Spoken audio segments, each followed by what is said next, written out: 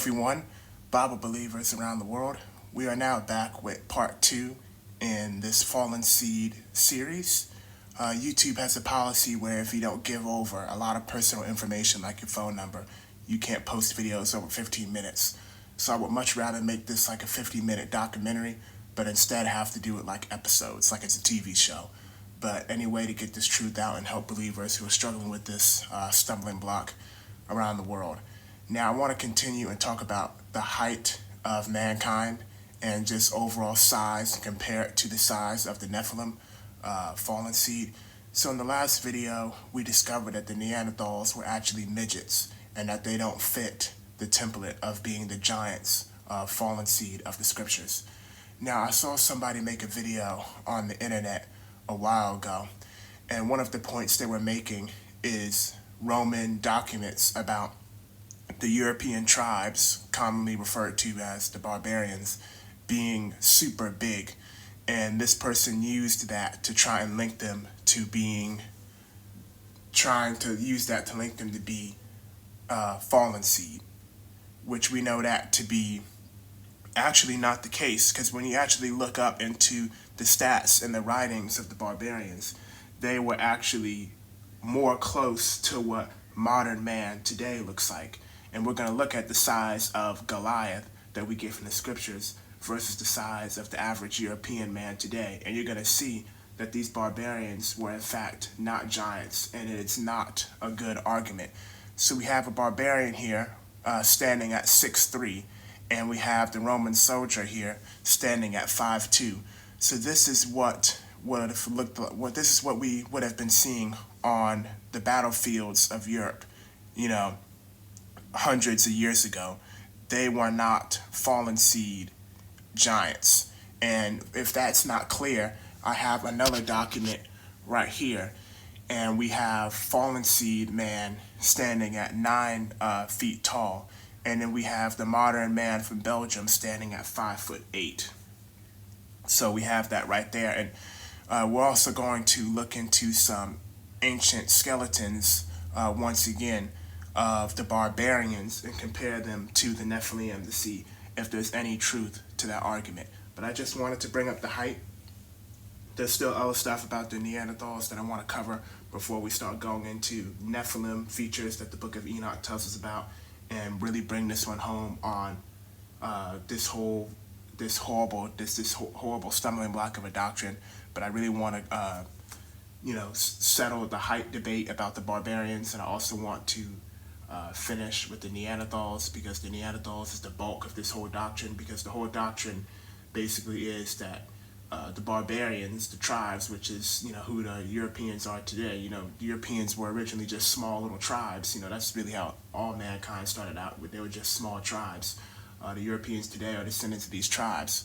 So what these folks in the street corners try and do, they try and teach you that these tribes were 17 feet tall, something ridiculous like that, and then they teach you that the Neanderthals were non-human.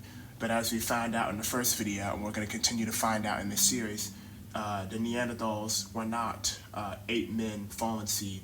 They were just some of the first humans who left from Babel, and they were melanated people, because we already discussed that Adam and Eve were brown people, and everyone descends from Adam and Eve.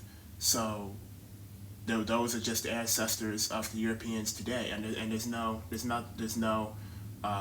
Nephilim link that we can apply to the Neanderthals, because the scripture makes us clear on what the fallen seed look like. And once we start looking at the fallen seed skeletons and look into some of the legends and also what the scripture says, it's going to be even clear about how false and horrible this doctrine is.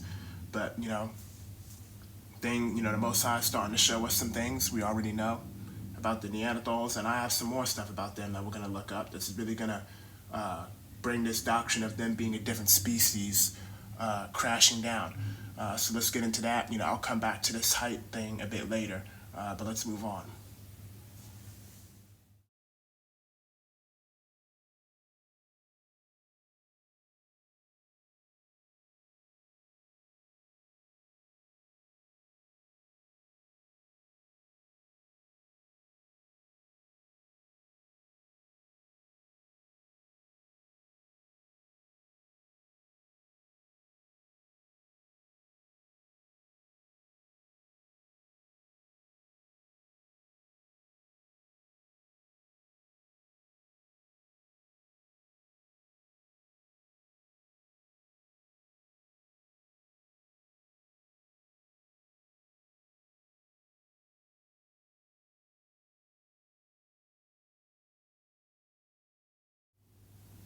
Here's a quick little segment that I just wanted to add in this episode, which is an old newspaper from the year 1996.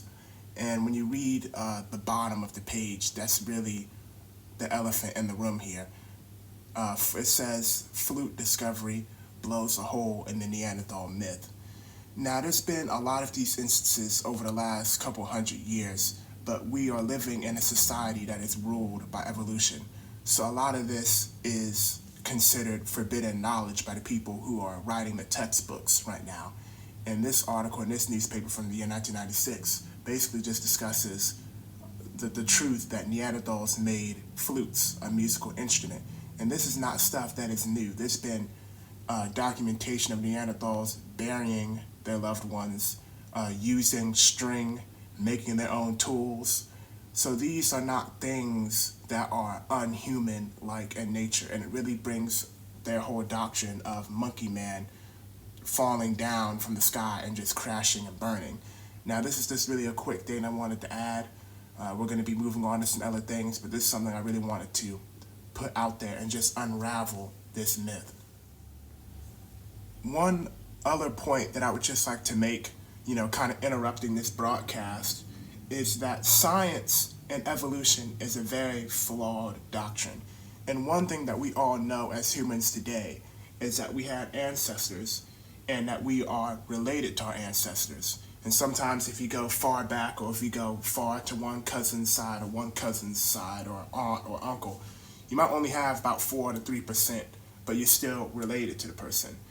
But this is a hole for evolution, is because their data clearly shows that whites have DNA relating them to the Neanderthals, but rather than just saying that those are ancient biblical ancestors, because that would not fit their doctrine, because the reason their doctrine is flawed is because they have a doctrine that says humans have only been on the earth for like a certain amount of time, and that before that we evolved and all that other type of stuff. So this is why the camps love this doctrine, because we all know in the book of Enoch where it says that the sons of God, mated with the daughters of men and made the fallen seed and the giants and the demons and all that type of stuff, which we'll get into the demon stuff, which really is going to blow this to pieces probably in episode 3. So that's why the camps like this, because what the scientists teach is they teach that humans mixed with the Neanderthals, and that's where the 4% of DNA came from. But they've never tried to dispute that there was how can you tell that this 4% came from mixing, and that this 4% wasn't just a result of ancestry and being descendants of somebody. I mean, somebody 200 years from now could be related to me, and scientists are going to say that I'm a monkey man and that I mated with humans, and that's how my great-great-great-great-great-grandson got my 4% of DNA, when in reality, these were just your family members that you descend from. It's because these people don't believe in the Bible. They don't, because the Bible timeline doesn't fit with the evolutionary timeline.